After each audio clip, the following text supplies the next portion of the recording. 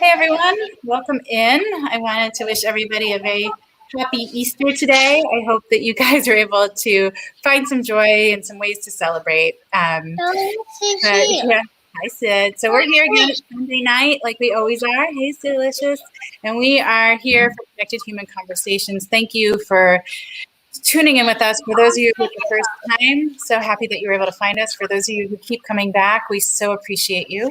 And wanted to introduce, I'm here tonight with my co-host Michael. We also have somebody else here tonight. And I'm going to try and switch things around without messing it up. But I can fix it. We have Paul Can with us, a very special guest. And so we started a conversation earlier this week and just felt like it was something we needed to talk more about. And hang on, because we're about to have a serious conversation. I can take down at least the hoodie part of the bunny onesie. And we were just started a really good conversation with Paul, Michael, and I earlier this week that felt like it needed more time to really amplify your story, your message, and what your mission is sort of right now moving forward. So I'll let you tell a little bit about yourself and then we can jump in and go from there. How's that sound? Sounds great. Well, first of all, thank you so much, Michael and Nancy, for having me on the show. This is kind of part 2 of our previous conversation this week. And for those of you that are watching us live or maybe not live watching this later, my name is Paul Can, and I am a high performance and executive leadership coach. And I support executives and professionals in the corporate space that are really in a place where they are miserable in their jobs. They are burnt out. They're unfulfilled. And what I do is I help them figure out what their purpose is, what their vision is for their life, who they are authentically, not only at work, but in all areas of their life, really finding that authentic congruence. And at the end of the day, figuring out what is the work that lights them up. And I am the host of the Yes, I Can podcast as well, which is all about authenticity. It's all about being fully unapologetically, authentically you. And so that's a big part of my mission. And it's a big part of my message as well in terms of really the power that we have all within us. And it starts with being fully authentically who we were meant to be. Beautiful. And so we don't normally have guests on, but we thought it was important today. We if you're not connected with Paul, you really need to be. Stellar human. Amazing story, and what he's doing, again, that piece that we love here on Connected Human Conversations is authenticity, being real, right? And we come in every week and we talk about topics that might be considered taboo or that people are uncomfortable discussing. And so while what you do professionally is very much motivated by who you are personally, and what you do professionally you're very good at, the reason we sort of came to this place of wanting to be here tonight together was so that you could share a bit of your story and we could talk more in depth about, what it really means and the different perspectives you've been able to share and help people understand a little bit more, because as we know, lack of experience and lack of exposure is a very dangerous thing. It often leads to, misconceptions and hate and things that just really end up being really insidious. So you have the floor for a bit. I'm sure we will jump in, and anyone that's watching, please jump in if you have comments or questions. I know, Paul, you are very open to that. That is part of who you are, and what you do is to honestly and authentically answer questions if they're there. So rather give out accurate information than people going to Google or making assumptions. So I'll let you start. And then again, if anyone has questions, please jump in, join us. Yeah, thank you, Nancy. First of all, thank you so much for having me on your show and giving me the opportunity to really not only share my story, but really open up a conversation about this. And like you said, it's very easy to put assumptions and judgments when there isn't a face associated to it, when it really is just a concept. And so a big part of my story, like Nancy said, professionally, that is what I do in my introduction. But the big part of my story is that 11 years ago, I came out as a transgender man. And when I came out, I was told by the people closest to me that no one would ever love someone like me. No one would ever accept someone like me. And I grew up in a Catholic household, a conservative Asian family, and I didn't even know transgender was a thing until I was 18 years old and I discovered it for myself on YouTube. And I talked a little bit about it with Michael and Nancy, just around even just the decision leading up to that, just growing up all my life, knowing that I was different, knowing that I just didn't really feel truly authentic in my own skin even. And I didn't really know what I could do about it. I mean, there was many times where growing up, I was a tomboy, and my name, Paul, I've had it since actually I was in grade 3. And I just remember all throughout my childhood being reprimanded over and over and over about, why am I this way? Like, I could still hear my mom's voice echoing in my head about, like, why are you like this? Why can't you be like everybody else? And I had this basically message embedded in me that I was different, that there was something wrong with me, and I needed to be as normal as possible. So there was several years where I tried to live into this role that I thought I had to play in order for people to like me. And I went, a part of my story that actually I didn't even share last time was that growing up, I was constantly viewed as this naughty kid, this black sheep. Nobody wanted their kids to play with me. You know, I was the one that talked too much, was too much, all the different things. Basically everything that I was told, put it in a box, store it away, and don't ever talk about it ever again. And I thought to myself, well, if you want me so badly to be this version of me that you think would make everything better, that you think is best for me, I'm going to give you what you want. So there was one point in my life when I was in my teenage years, I was like, screw it. I grew up my hair, I wore the dresses, all the different things. And I'm like, I will play this role that you want me to play. And instantaneously, overnight, my image changed.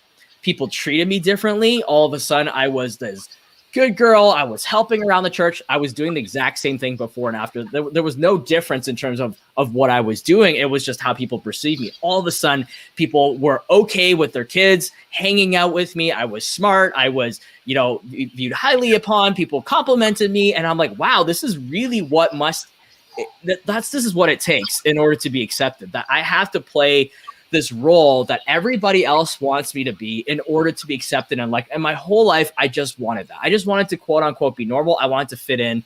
I didn't want to be, I didn't have these dreams of being famous or ultra rich or anything like that.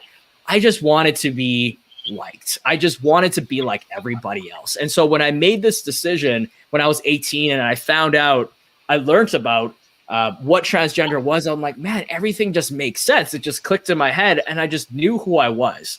And at the same time, there was a narrative when I was researching and learning more about people that have gone through the experience of, you're going to lose everybody. You're going to lose all your family. You're going to lose your friends. Nobody's going to accept you.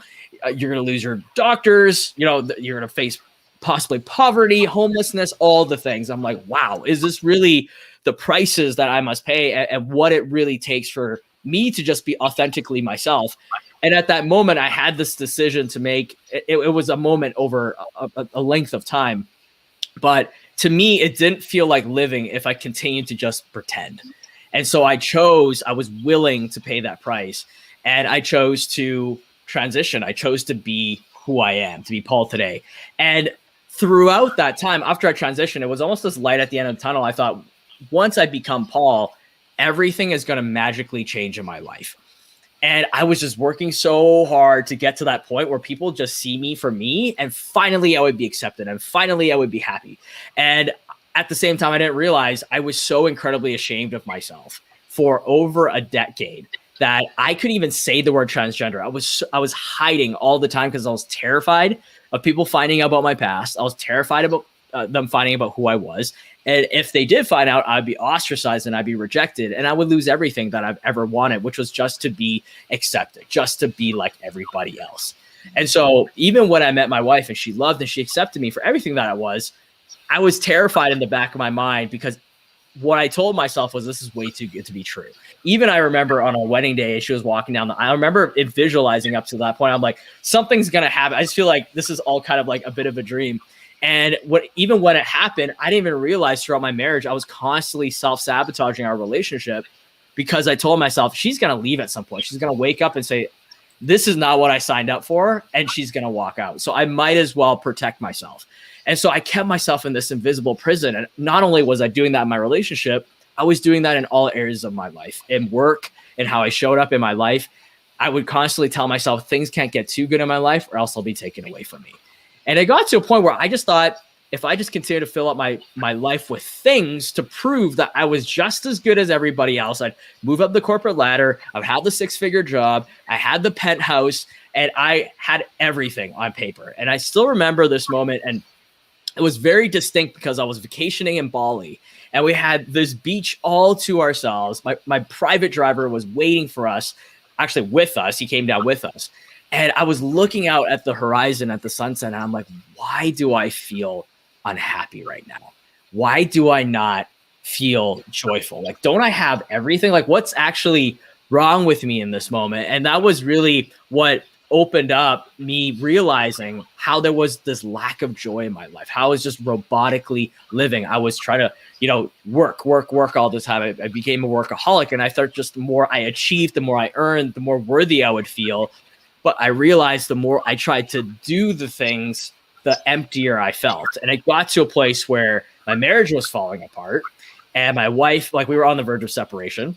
And I came home and my wife was crying on the floor, and she said, I feel like I have to either leave or I feel like I'm going to die here.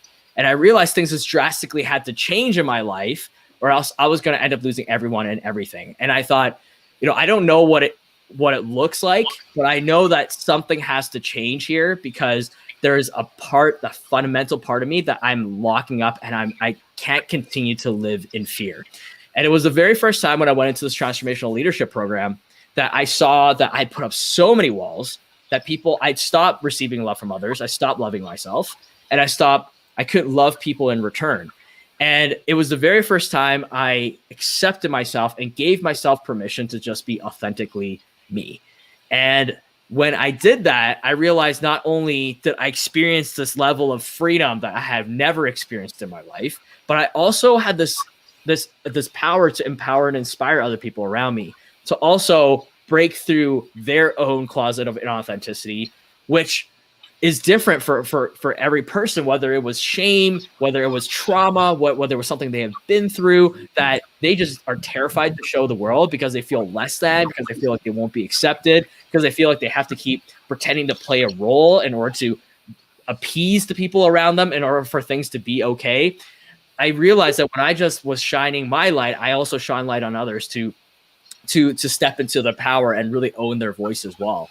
And so it brought me onto this journey to really do what I'm doing today, because I have been through this journey of 11 years where it took me that long to finally come to a point where I realized I couldn't continue to hide. I could if I chose to, but it was something deep within me that told me it is my purpose in the world to be a stand for authenticity, because if I don't share my story, if I don't amplify my message to let people know that there is a whole other possibility on the other side of being yourself, of owning your truth, of just being fully authentically you, that there is a whole part of their lives that they didn't even realize they could live. And so that's why I'm so passionate about what I do today. And, why I'm also passionate about sharing my story, because I really feel like it is an opportunity to show that even in some of the most unlikely circumstances where you feel like you would have to lose everything, and we get stuck by that fear, that we don't go through it. And so that's a big part of what I'm doing today, is to really show others what can be possible when they go through the fear.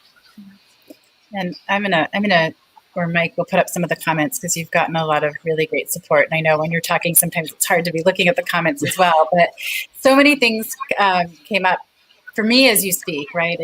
It's this sense of freedom, this cage we put ourselves in, and you were fighting to be authentic and real, whereas I was fighting to hide. And we all have some version of that. Like, I didn't want anyone to know the true version of me, because then they'd know my secret. They would know about my abuse, and that piece was terrifying to me. But ultimately, I think the story is relatable. That's the thing, is it doesn't just apply to being a transgender man. It applies to so many different experiences in life, and the power of it is amplified because of that. And I know I wrote a million notes, but you and I and Mike had talked about like how different people can go through the quote unquote same thing and have a totally different experience. And so that's really important, right? And I know you acknowledge and I acknowledge that we had sort of the best of the worst case scenario. Mm-hmm. the idea that we fill our lives with stuff to feel better. I don't think that we are the only people out there doing it. You know, I certainly did it for a while. Two things that I would love for you to talk about is the lose everything sacrifice piece, right? Because we have had the conversation, but I'd like other people to hear it about. We think of it being such a negative sacrifice, and you have such a great outlook on it being like, maybe it's just neutral. Maybe it's not bad. Maybe it's just neutral. And the other thing I'd love for you to address in any order you like is, yes, you come out being authentically you, and it feels great, but inherently there are challenges to living your life as yourself when you've been hiding for so long. And I'm curious how you experienced that transition. I think a lot of the strength in all of our stories is to talk about the shit, right? The ugly. We've come out, we're on the other side, and I can sit here and tell you about me. You can tell about, but like, what did it look like going through it? And you've shared a lot, but I think in this place of, yeah, when I disclosed, there was a lot of great things that happened, maybe not early on, but in this last round where I came out on LinkedIn and told everyone, but there were some adjustments that I had to make to living authentically. I hadn't done that in a really long time. So however you want to tackle those, go for it. Yeah. I'll start with the first question that you brought up around the prices that we pay. And a lot of times the reason why when things happen and they hit us so hard is because we're not in relationship with how there is a price to pay with everything that we intend to create. Mm-hmm. We don't really talk about that because when we do it, we don't really think about it. But at the same time, every single event in our lives, not only just big events, but even the little things that we do every day, the things we choose to do or don't choose to do, there's always a price tag associated with it. And the question is, what are the prices you are willing to pay? Not that you have to, but you got to be willing. So for example, for me transitioning, if I wasn't willing to pay the price of being rejected, and I wasn't willing to pay the price to be uncomfortable and to look bad and for people not to like me and all these kinds of things, then if I decided to go through it with it anyways, and I experienced that, there would be this visceral, almost like victim mentality of like, why are people treating me this way? Like, why is it like this? Why? And I think we often ask that is like this, why are things happening to me? But nothing happens to you because everything happens for you and through you. And it is so important to look at before you step into something, asking yourself, what is the price I'm willing to pay? And when you say, yeah, you know what, like I'm willing, doesn't mean you have to. Then when it happens, you're not surprised. It doesn't hit you like a train because you're like, oh yeah, I was willing to pay that price. And I think it is this whole relationship with like how we show up in our lives and how, it's really easy to say, well, Paul, like everything worked out for you. So like things must be great. There's a huge, part of my story that that comes out that I tell, and also took me a long time to tell, as well as that I lost my sister to suicide 7 years ago. That was not something that I didn't even know it was going to happen. I still remember the moment. It hit me like a ton of bricks. And it is so easy to say, well, when things are going great, that we'd be willing to be uncomfortable and we'd be willing to see life as it happening through us or for us. But when something like that happens, how can you possibly continue to show up and look at what is the silver lining here? And how can I take this opportunity to create something else from this? What is in this for me? Why am I here right now? Why is this creative for me in this moment? And the moment that when my sister passed away, it was actually the moment that my parents, for the first time, publicly shared with people in their lives that I was their son. It was the very first time that I was dressed as her brother. And it was such a bittersweet moment because all I had wanted was to be accepted, and all of a sudden I was, but it was in the most unwanted of circumstances. And I still remember after that, it continued to perpetuate this. Things can't get too good in my life or else it'll be taken away from me, because I remember that moment right before I found out the news. I still remember that moment crystal clear. Things were almost perfect in my life. It was like this clear lake. You can see the reflection so clear on this lake. It was like I was just moved to this new city. It was amazing. I had this amazing job. I was about to propose to, I was planning to propose to my now wife. I just talked to my sister about buying a ring. Like everything was amazing. I still even remember that morning I was praying and I was like, you know what, God, I'm not asking for anything this morning. I just want to thank you because things are so, things are just perfect. Things are just amazing. Thank you. I don't need anything else. I just wanted to thank you. And I remember that was the morning I got the phone call from my mom. And my life shattered into a million pieces, but I didn't realize that now, having gone through 5-6 years of processing, of healing, of doing the inner work, that it was part of this inner dialogue that I have been creating for a very long time of self-sabotage.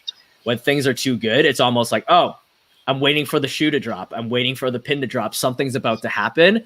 And guess what I created? Like, of course I didn't create specifically that scenario, but when we stand as like, hey, you know what? Like, what if I am responsible for everything? And that I think about how every single thing I do makes a difference. And I take that in the way I show up in my life, not in terms of having to blame myself or saying that I have to judge myself or anything like that, but knowing that when I choose to do something or don't do something, knowing that every single day that there is a ripple effect created from that.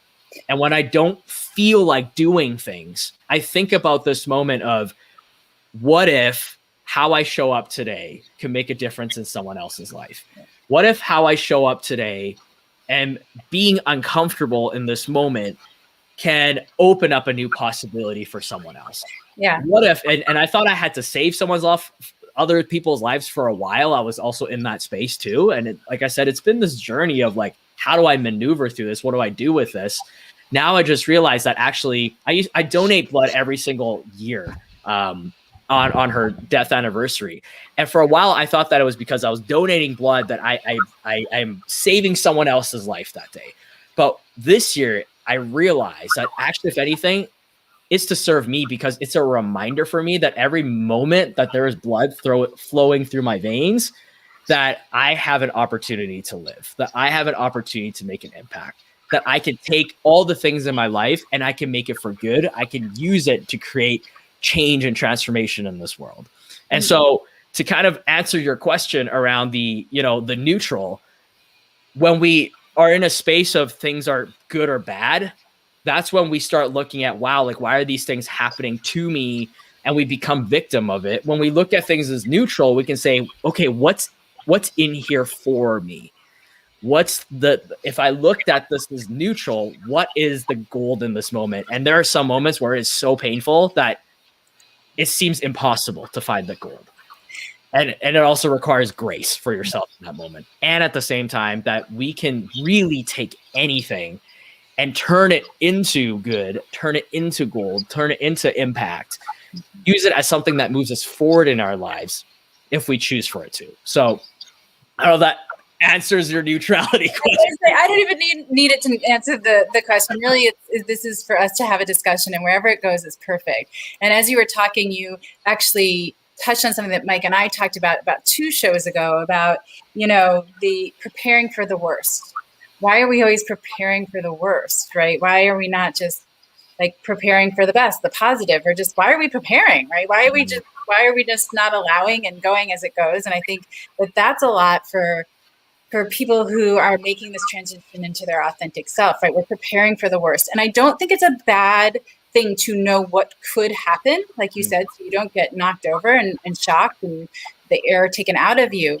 But at the same time, preparing for the worst puts the energy of the worst sort of being the outcome every time, as opposed to let's look on the positive side, like what could happen. And again, for me, I was looking at what I was leaving behind. Like, what was I sacrificing? Well, I was sacrificing being exhausted all the time from pretending I was someone I wasn't. I was sacrificing my brain constantly being busy about how to remember what I told someone, how to fake it well enough that no one saw. What would a normal person do in this situation? Dating when I wasn't ready, because that's what everybody my age was doing. And so I think there's, yes, this this place of, wow, all this negative is going to come at us because of us being our authentic selves, but we discount all the positive that comes with it. And I'm big on opportunities, right? They're all opportunities. Even if I come against somebody who says something that will be hurtful about my experience, it's like, well, it's an opportunity. Whether it's an opportunity to help educate that person and have them have a better understanding, or to educate myself and learn something myself about, well, when I talk to people who don't believe or have a different opinion, how am I going to approach that? Or, well, nope, I still feel solid in my core about what's happening here, kind of thing. And so I think, again, I love the relatability. It goes through so many experiences. And we have talked about that you can be through the same experience and have a very different experience. Mm-hmm. But there are some really important, powerful through lines that everyone can relate to. And I think connecting as humans and knowing that and not feeling alone is really important. It's one of the reasons we have these conversations. Again, as part of the conversation, what would be a call to action? What do you want people to know? What's one common misconception that you've had to fight over and over that you would like to share with us and help, everyone listening learn a little bit more about it? Take the opportunity, to create a call for action, give us information that we can then share with the people that we come in contact with and continue to amplify the message. Yeah. One thing that I think about the misconception around transgender people, and I feel like there's this narrative around it with media as well, is that it's almost like we're this like circus freak show. Like you think about like the Thai lady boys, and you think about like what is out there in media. A lot of the times there's this like sense of, okay, like look at these like weirdos over here that are just like, dressing this way, and there's so many misconceptions about it. It's like, I don't really know anyone that's transgender. Like there are all these like, there's like this distinct group of people, and they look a certain way, and they sound a certain way, and they act a certain way. But the thing about it is that we're all around you. Like you just don't know. Right. There's a lot of us that are just we're not looking to do anything else but really live our lives. We're in the cubicle next to you. We're in line at Starbucks behind you.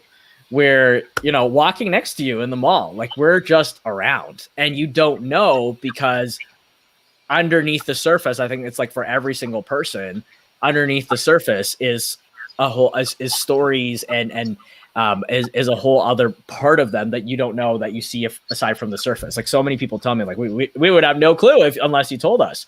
And I think for so long at work, I still remember I was sitting next to one of my coworkers, and he was an ally. He was actually on the diversity and inclusion team. He was a co-lead, and he was in charge of Pride Week, and he was an ally. And he was telling the story of his cousin who had come out as trans, or no, his cousin was dating someone who was transgender. And he had this narrative around like, oh, I don't really know, like, are they a guy? Are they a girl? Is she a lesbian now? Like, what is she? Like, it makes no sense. It's so weird. And the company I was working for was already incredibly diverse. Like they celebrate Pride. They talk about it. There's posters, there's education around it. They pride themselves on being one of the most diverse, like on diversity and inclusion, being one of the biggest companies on that. And yet there was still narrative that was different from that. So in that moment, I remember I didn't feel safe. I was like, wow, like imagine if I came out, like how would they view me? And I just didn't feel safe. And I think a lot of times, one thing I just want to share is that every single person's journey or how they identify within the space of being transgender is completely different. There's a huge spectrum of what it looks like. I am one representation of my experience, but there are many people where their experience looks different. The surgeries that they get are different. The medical, kind of process is different for them. What they choose to go through or not go through is completely different. And so it's really important to not lump everyone in one category or have this kind of like blanket statement or or view of what they are like or what they aren't like? What if instead of looking at what we think is weird or what we think is different or what we are just so, if anything, like disgusted by, what if instead of coming from this place of needing to be right about it, we could just be curious and have a conversation? If there's something you don't understand, there's nothing wrong with asking when you're coming from a place of genuine curiosity. Like people would come in like, hey, I don't want to offend you, but I just want to ask. I'm like, hey, I'm open. Like I appreciate you asking. Like I'd rather you ask than assume, or I'd rather you ask than, make up another story or kind of feel like this is something that you need to, tiptoe around or kind of make up how you feel like you should deal with this. Just be open and ask. Like I appreciate that more than anything else. And at the same time, maybe not everybody is also open about their experience. There is that too. Took me 11 years to get to this point to be this open about it. And everyone's kind of on their own journey. And that part gets to be respected as well, in terms of if they aren't open to talking about it, it is also, there's Google. There's many people that are willing to talk about it, educate yourself on it. But at the same time, we're not that different from anybody else.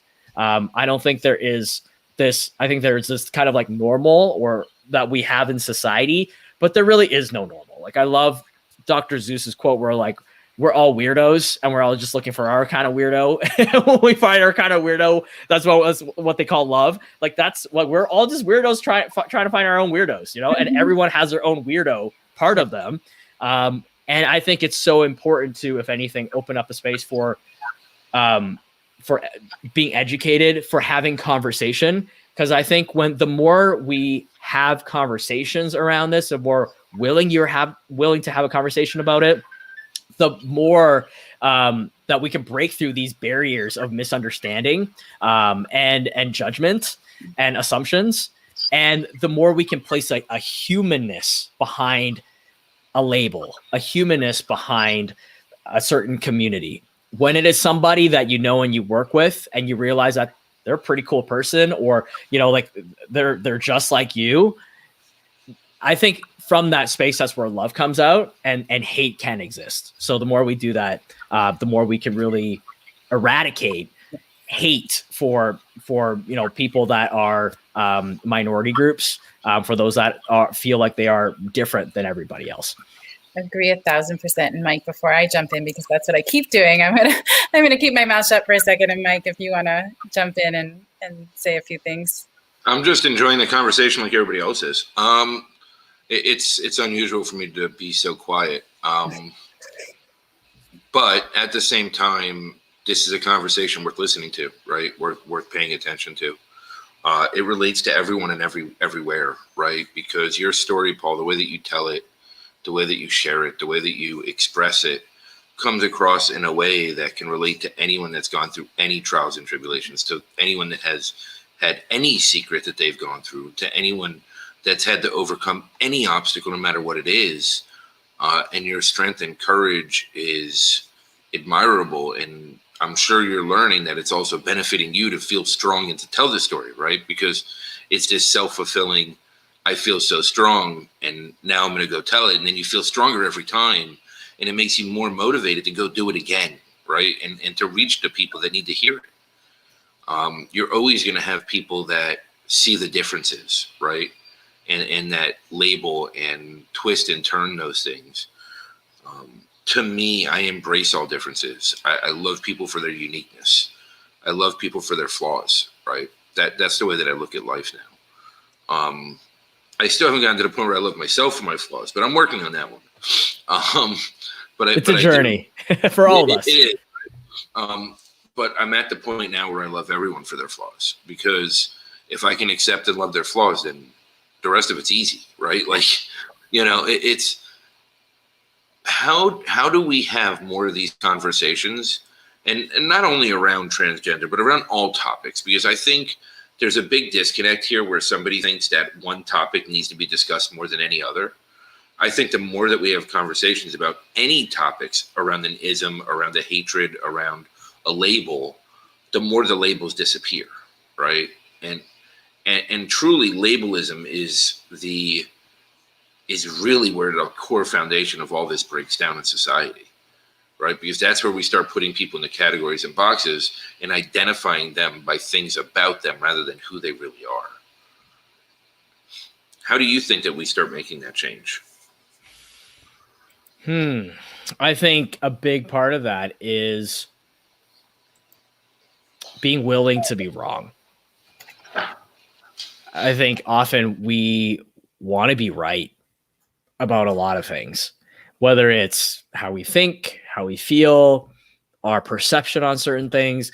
And when we are in a space where we are just committed to being right about it, there is no opportunity for new possibility because it's an absolute.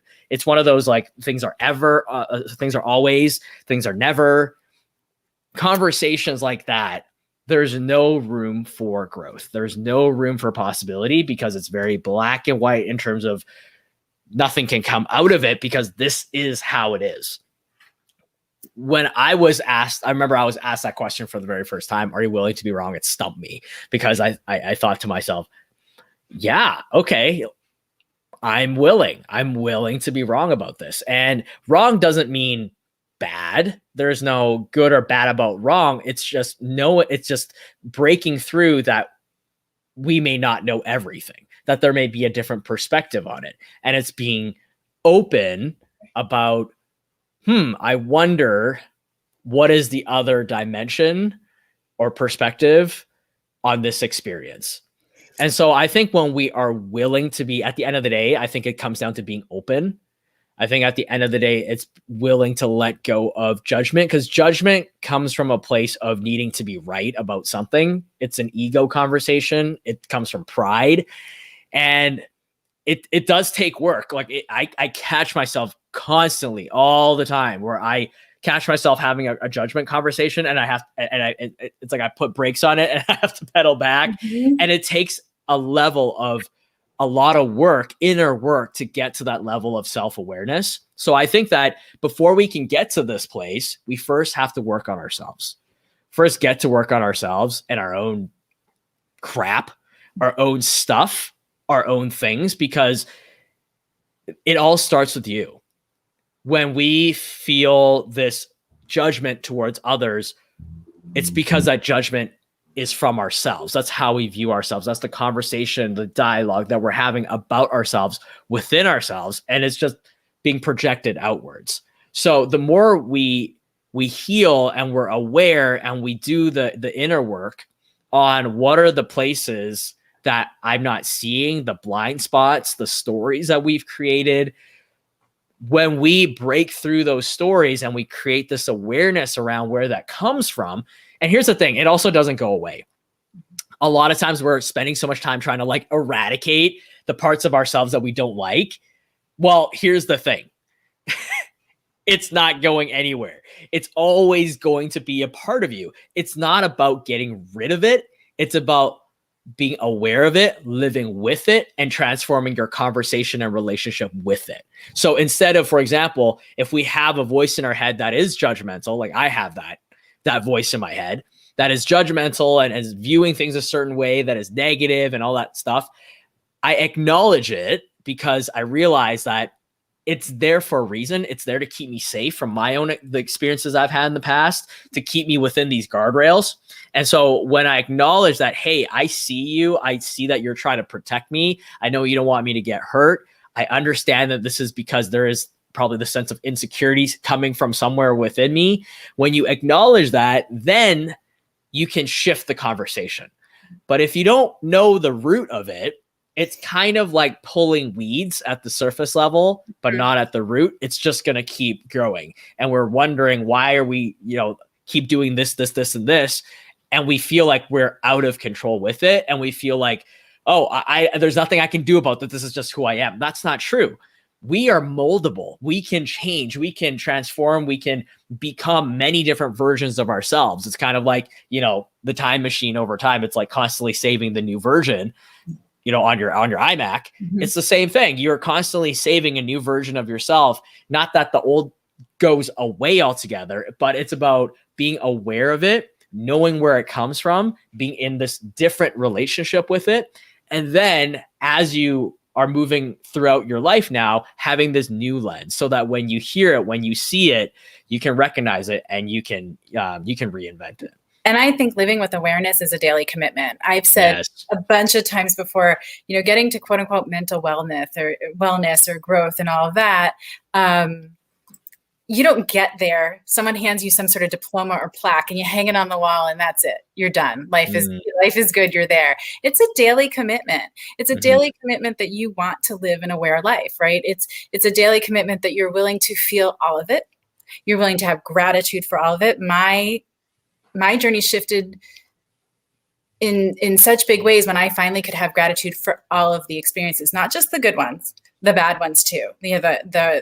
The excruciating, heart-wrenching, lie on my floor for 3 days experiences. I had to have gratitude for those as well.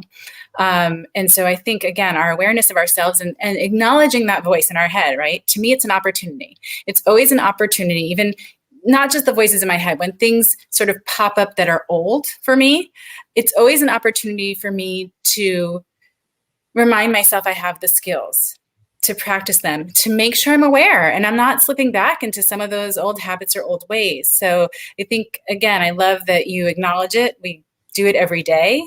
And if we can be self-aware and put our egos aside and not need to be right or wrong, right? Again, be curious, be interested. It saves a lot of things. The other thing that's come up for me as I've started talking about my abuse is I realize I do a really good job of representing my experience. Sort of for me, the next step after I've, really told my story and a lot of people have heard it is, what was the experience for the people around me?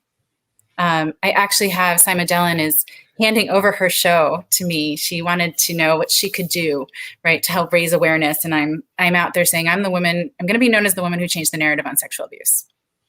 That's it. It's going to happen. It's happening.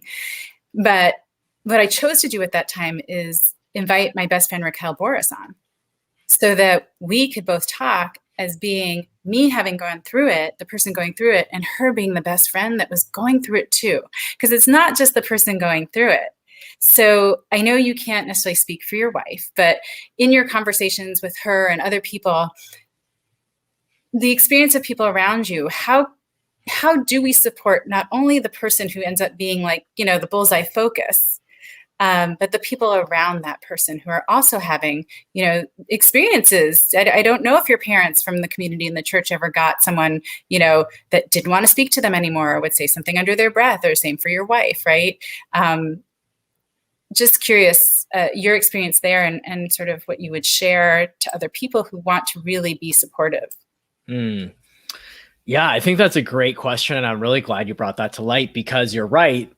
There are other people that are a part of this story. And I wouldn't be here without that. I wouldn't be here without my parents' support. I wouldn't be here without my wife's support. And it is so important that they also receive support from others as well. And I think one thing that's coming up for me in this moment, as you're talking about that, is it's really important when you're having the conversation to come from a place where you're not only seeking to understand, but you're not coming from a place of pity. Right. I had that a lot of times with my parents where people would be like, oh, I feel so sorry for you that your child is like this and that you're going through all this. And it must be so hard for you. I actually remember this conversation. I wasn't meant to hear it. So I was going on exchange with, in my last year of university. I went to Hong Kong and I was on a phone call with my aunt, who is my mom's sister. And I was talking to her about something. I don't remember what the conversation was, but she forgot to hang up afterwards. So it was a conversation with her, and there was somebody else that was on the line. I don't remember who. And before I hung up, I was about to hang up and I was listening to what she was saying. And she was telling this other lady or her friend or something like that, yeah, like, it's so sad. Like, my sister has this child that is transgender. Like, oh, she's just been through so much and it's just so terrible for her. Like, just like, can't catch a break. Like, her kids all have these problems. And it was almost like coming from this place of pity for my parents, and almost the pity also comes from a place of like looking like their experience and and their children are less than, like, oh, they're so problematic, and like, oh, it's such a shame that they're so weird and they're so different and they cause all these problems. Yes. Instead of having empathy. Right. I think that's coming from a very different place when you're empathetic and you are holding space for that person. What is holding space? It's really not bringing your own energy into conversation.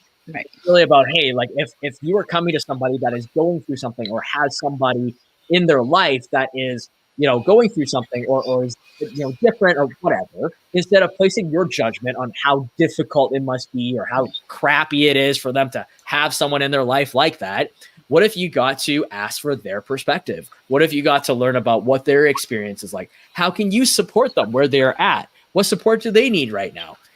Maybe they don't need you telling them your opinion. Exactly. Yeah. Like, oh my gosh, this is so hard. No, actually, I'm pretty good. For me, it's the holding space is also not wanting to fix it. Like assuming there's something to fix and wanting to fix it is like, if this is how I'm feeling, be with me. Just be with it, right? And you don't have to fix it. You don't even have to say anything sometimes. It's just being with another human in that space and not feeling alone and not feeling judged and not feeling, sort of like this moment is gonna make or break everything. So for saving space, I think that's really important is, you don't bring your own energy, you don't bring your own feelings, and you don't try and fix.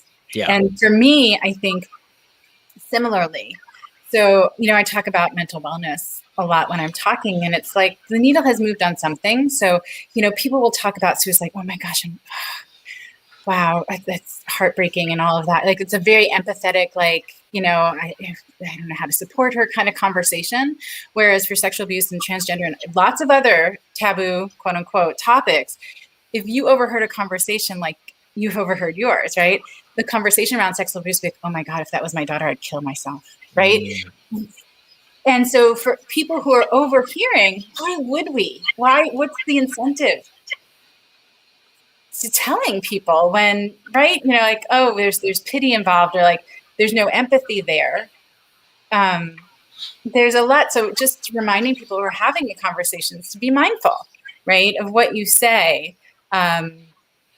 And also when people say they would kill themselves, it's a whole nother story of being mindful about something else, but just be really mindful about the vocabulary they're using around it. And, again, ego, you can admit to your discomfort. You can talk about your discomfort, but these things where it's like, it would be so earth shattering to have to deal with this, that you still whisper about it, right? It's like that whole, we don't talk about this, I think is so very damaging. And what I have learned to ask people is there anything I can do to support you in this moment? There's lots of people who actually do know. And sometimes people don't know. And sometimes people will tell me exactly what you're doing. Just check in on me. Just, text me about anything but this kind of thing, right? I don't want this to be my whole life. And so I think what you're saying is so important, right? Because those conversations you hear and the way people come to people who are experiencing it can really be make or break, right? If it was your aunt and she came with this attitude, quote unquote, to your mom, who would have been like one of her major support pillars, that could just take that support away from your mom, just the attitude that was there, the way it was expressed. Absolutely. Right. So I think that shuts down, if anything, shuts down the communication because you don't feel safe to share your experience. Right. Instead of saying something like, I think you're amazing. This is something really big and the way you're handling it, or the way, like, right. Or be like, I honestly don't know what I would do. Okay, let's be honest. Let's be real. Let's be authentic in the moment, but let's not make it so that we turn again, it's like taking a tent pole away. The whole thing collapses potentially, right? Yeah. So making sure that the way we show up, we all have a responsibility. That's the reality. We have a responsibility every day, not just during these taboo, difficult conversations. We all have a responsibility of, when you show up as you are, but be mindful of your words, be mindful that we are all connected, be mindful that, humans pay attention to one another and that we need our communities. Not in any way to be fake, but again, holding space. I could be having the worst day and still hold space for someone because it's not at all about me.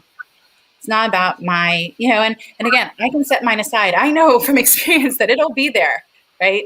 It's going to wait the 30 minutes and I can go pick that back up. Whatever it was that was bringing me down or making me sad or, making my brain be elsewhere for the moment. Unfortunately, those things stick. They're still there. I can go pick them up. So I think for people to learn to step away from theirs and really hold space, it's challenging. Again, goes back to there's a lot of self-awareness there. Yeah, I think that also if you feel like you're not in a space to support someone or let that go, then don't. It's actually okay because you cause more harm than good. A lot of times what ends up happening when we have our own energy and we are not in a space where we're ready to let that go or put it down for a second and shift and not make it about us is that we end up bringing this resentment and this bitterness and this judgment into the conversation. And that one conversation can completely train wreck things and completely destroy not only what you have between that person, but like you said, completely shut off their willingness to share with you. And that's why it is really important around kids. Yes. Like kids don't know this. And so for parents, I've 12 nieces and nephews. Kids don't know what they don't know. They don't know that, like daddy or mommy's having a bad day. They just know that you came home, they asked you about something and you lost it on them. Mm-hmm. And now they have not made up a story about you. They made up a story about themselves. Right. They made up a story that, I shouldn't share what's coming up for me because it makes mommy or daddy mad. Right. Or like, this is not something that I should talk about. Or, I'm not worthy of their time, or like whatever it is. Yeah. There's a story they make up actually about themselves. It's not about you. They tell that to themselves. And then all of a sudden they don't share anymore. They don't talk anymore. And then parents are wondering, I don't know why my kids don't talk to me. Well, it's probably because there's something that happened right. that you may not even be aware of. And honestly, like, yes, we're not going to get it perfect. I think, there's going to be times where we don't even realize something so small is going to make such a big impact. As adults, and I teach this to the kiddos I'm with all the time through work, we have to show them how to apologize. We have to show them how to put our ego aside. So I have said to kids like, hey, I'm really sorry. I raised my voice at you. And like, and I'll be like, and I don't want to do that. I don't like when you do it to me. I'm really sorry. And like lots of times in the elementary level, it's okay. No, actually. And I'll say to them, it isn't. It isn't okay. And I hope that you know that I'm really sorry. And I don't want that to happen again. Right. If we can show them like how to own and be responsible and then how to attempt at repair, how powerful. Absolutely. Right? Absolutely. It's not about being perfect. It's about being willing, like you said, to acknowledge when you aren't and being willing to give yourself grace in situations like that. They're like, hey, you know what? That didn't work out the way that, or like, you know what? I showed up really impatient, or like I lost my temper there. Right. And to let them know that they don't have to be perfect as well. I think that is such an important message, that it is okay to be messy. It is okay not to be perfect. And it's not about doing it right all the time. It's about what you do with it afterwards. It's being willing to, like you said, apologize and to change and go back and be willing to acknowledge it. And start using that feelings vocabulary, right? Wow, I was really frustrated. And I didn't notice that like I was starting to get like raising my voice a little bit, or I was starting to get like my muscles were starting to get tight and I just didn't realize it. And then all of a sudden I exploded, right? Like just, we have, I think often we don't give credit to kids for being as smart as they are, right? For taking in as much as they do. And being able to handle as much as they can. And so we hold back from giving them information that would really empower them, have them not be blaming themselves, learn how to remain out of their egos and non-judgmental and curious. All the things that you're talking about, right, that are going to make the difference here, we can do it, right? There's no reason we can't. I spend a lot of time with teaching my kids to own it, right? Own when you do something wrong, own it, right? Take accountability for your actions. I spend a lot of time explaining to them what I do wrong, right? Because I want them to understand that it's okay to own it. We underestimate them at every turn. I promise you that. My 3 kids are 3 of the strongest individuals I've ever met. And they teach me every single day. Like, they show me.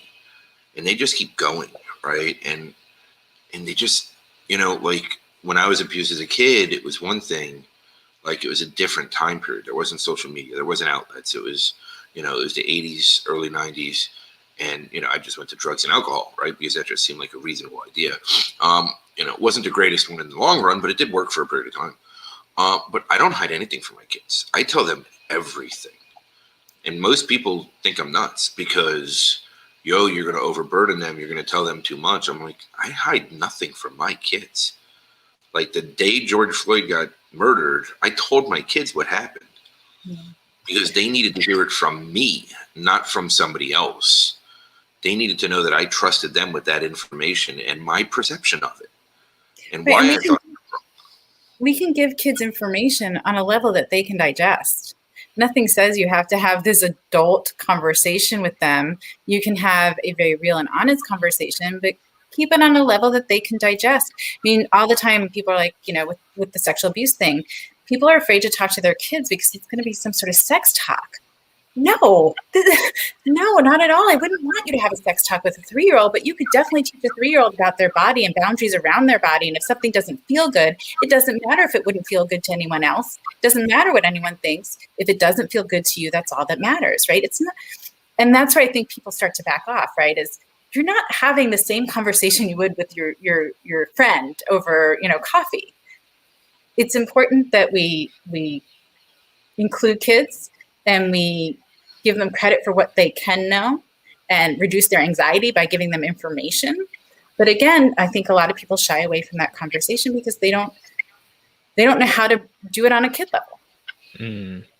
Yeah, I think it like you said, there's a way to really share. I think one really fundamental thing that is really important is to not lie.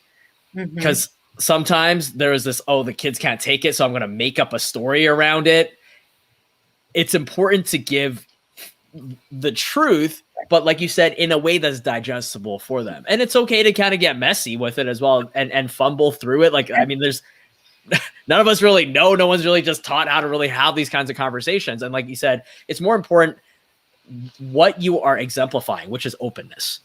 What you're exemplifying, which is honesty. What you're exemplifying, which is, hey, you know, we hold you high. Right. We see you as you're smart, you're intelligent, and we know what that, you know, by sharing this with you, that we believe that you can handle it and know that you have our support. And if you got questions, come and ask, and we will answer it to the best that we can. Like, be open. And it's like, I may not know all the answers, but I can find out. Right, we can find out together. Yeah. 100%. And I think it's more important to exemplify the open dialogue, because a lot of times what I see is kids will get scared and they will, when they start lying, is because they don't feel safe to tell you the truth. Right. They feel like they're going to get in trouble. So they lie to get, like, they seem like they're trying to get away with it, but they're really just trying to avoid getting in trouble because they don't feel safe. And so when you create a space of openness, you have these types of dialogues, that when things happen, they know that they can come to you. They know that they can talk to you about it and not be judged about it and not get in trouble about it, but to know that there's a safe space for them at all times with you. Yes, it's so important. Especially, like you said, with abuse. That is so important. So many children don't know that they can talk to somebody. Right. They just keep it to themselves, and parents don't even know until years later because of, you know, they didn't know that it was okay, or that they didn't know it was safe, and they also felt like it was taboo or hush hush, or there's something to be ashamed about. And so, like you said, I think it is so important to let kids know that there's always a safe place to follow with you, that they can talk to you about it, they can be open with you about it. Yeah, I think that's, again, this is one of the reasons we wanted to have you here tonight, because yes, we have similar messages that we want to get out there, but the more people who put that message out there, and if we can amplify for you, right now, hopefully everybody go connect with Paul. You've heard him speak. he's amazing. Not only as someone who's, strong and courageous and able to tell his story in a way that is helping people, but just as a person, as a human being, he's just a great guy. When we first spoke, we did a lot of laughing. So please connect with him. I'm looking at the time. Paul, do me a favor. Will you drop any contact information you have in the comments? Absolutely. So that people can find you and connect with you. And I'm going to say, if you guys reach out to Paul, just let him know that you saw him here so that he knows exactly where you're coming from. I know we've all gotten those connect requests and maybe you were watching but not commenting and we don't know exactly who or from where. So it's helpful, please, when you do a connect request, not just through this, but send a little note. Just let people know, where you saw them or how you're connecting with them and getting with them. So we need to wrap up. Is there anything, Mike, Paul, last sort of thoughts to add to the, end the conversation and wrap things up here? I mean, first of all, I just want to thank the both of you for having me on the show. This was such a beautiful conversation, and I just love the space that you're creating for these types of conversations to be had. I think it's so important, and there gets to be more of it. So thank you both for what you're doing and for inviting me. And yeah, for anyone that's watching, feel free to reach out to me. I'd love to hear from you. On LinkedIn, send me a message, and I would love to connect with you and whether it's have a conversation and learn about each other's experience or however I can support you. I would love to connect. All right. So then I think, just for the fun of it, it's bunny out, right? Right. Come on. Yeah, it's now officially a show. The cattail has gone by. All right, everyone. Thank you so much for spending your time Sunday evening with us. We appreciate it. We appreciate you. And we look forward to seeing everyone again next week. Good night. Good night. Good night.